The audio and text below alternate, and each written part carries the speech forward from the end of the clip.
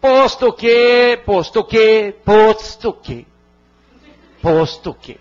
Um dos examinadores, quase sempre um deles, domina o idioma, está ali para pegar o candidato no idioma. Um dos examinadores interrompeu a prova. Falou, doutora, noto que entre a senhora e a expressão posto que existe uma química. Uma química muito forte. E a banca quer ouvir apenas o sentido, segundo as normas cultas de rigor, da expressão posto que. Aí o que acontece? O objetivo do nosso bate-papo é mostrar a vocês que o início do estudo de idioma eu vou até colocar entre aspas, para ontem. Para ontem, entre aspas. Ou seja, nós já estamos atrasados. Então vocês têm que começar a estudar já. Dia a dia, um pouquinho. Estudando um pouquinho, vocês vão ganhar um passaporte. Qual passaporte? Vocês poderão responder as perguntas de língua portuguesa. O que eu quero dizer? Jamais se pode responder perguntas sobre o idioma quando não se estuda semanalmente. Estamos combinados? Por quê? Você vai errar, o destinatário da mensagem também. Todos errarão. Todos. Ele vai errar de aceitar, você vai errar de corrigir. O erro vai ser total. Por quê? O idioma é difícil. Ou você conhece, e mesmo conhecendo nós evitamos corrigir, ou você vai ter problemas seríssimos. O que aconteceu? Ela ousou responder, gente. O que ela poderia ter feito? Excelência. Por que eu uso tanto, posto que? Uma coisa minha, não sei. Uma coisa minha, eu gosto. Tenho uma íntima ligação com a expressão. Não sei, uma coisa que vem de dentro.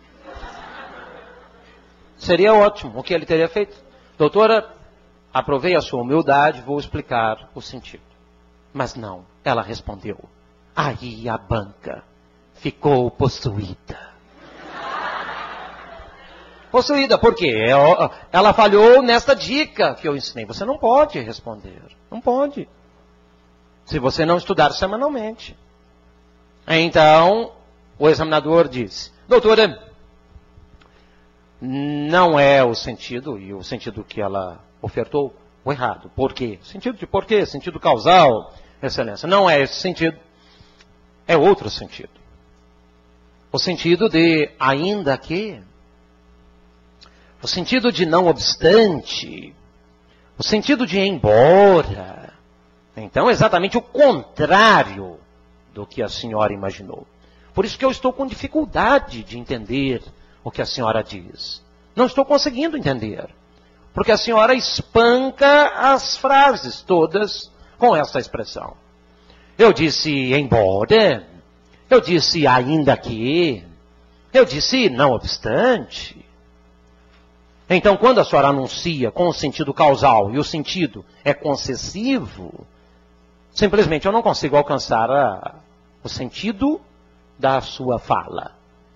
E aí ele falou, vou dar um exemplo para a senhora, e com este exemplo a senhora vai guardar para sempre este momento. Sabe qual é o exemplo que ele deu? Sabe qual é o exemplo? Ouça, doutora. E ele disse, eu não passei no concurso, posto que tenha estudado muito. Frase corretíssima. Ainda que tenha estudado muito. E eu estava lá, só deu para ouvir um gemido da candidata. É triste? Muito. Muito triste. Vocês, como meus alunos, não participarão desse episódio. Não. Não participam mesmo. Por quê? Porque nós vamos tomar as cautelas.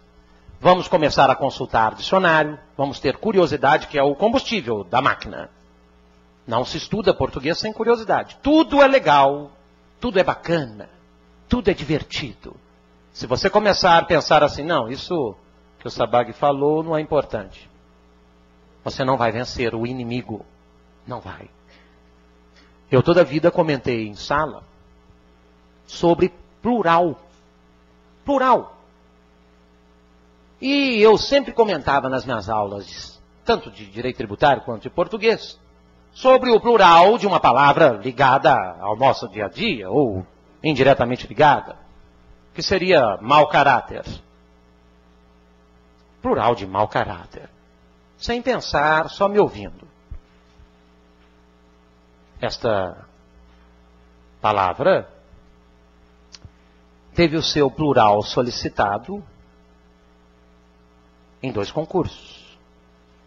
Magistratura de São Paulo e delegado de Polícia Civil de Rondônia. Então, aquele aluno que falou, não, isso é desimportante, não acertou. E por que não acertou? Porque o plural é só para nós, estudiosos. Não é para o homem comum, aquele que não consulta dicionário. Eu falo sobre a consulta ao dicionário mais uma vez, já sendo prolixo. Porque quando a palavra é legal, é bacana, o dicionarista faz o quê? Vou ensinar para eles o plural. E depois do sentido, ele coloca mau caráter, plural, tchan, tchan, tchan. Agora é a hora da verdade. Qual seria o plural de mau caráter? Sabag, escreva o singular antes.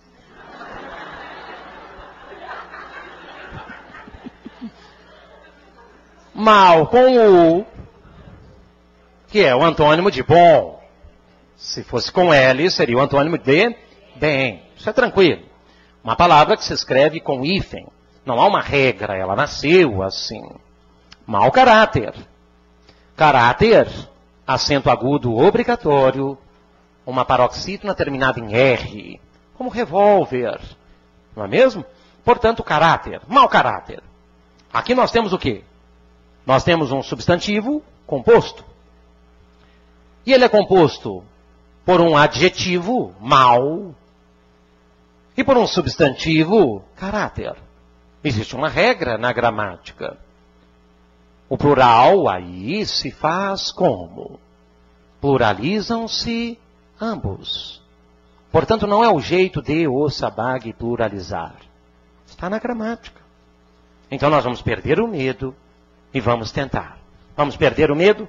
Percam o medo. Plural de mal. Maus, ótimo, sem medo. Agora é a hora.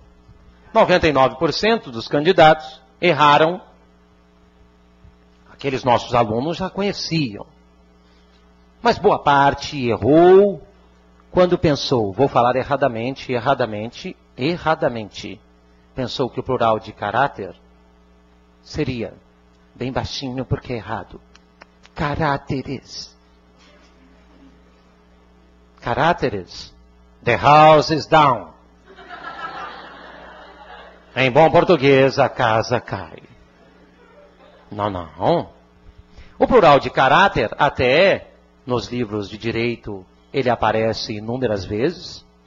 O caráter do instituto, os caracteres do instituto. Os caracteres, meus queridos. Os caracteres do instituto. Então, se na rua havia um mau caráter, na rua havia 2 maus caracteres. Vocês começam a notar que o nosso idioma requer muita curiosidade. Sem ela, não é possível sobreviver. E a curiosidade nos instiga, porque nós vamos falar isto. Não precisamos falar. Sabag, já vou falar hoje no escritório. Não há necessidade. O legal é você conhecer. Isto de falar fora do nosso ambiente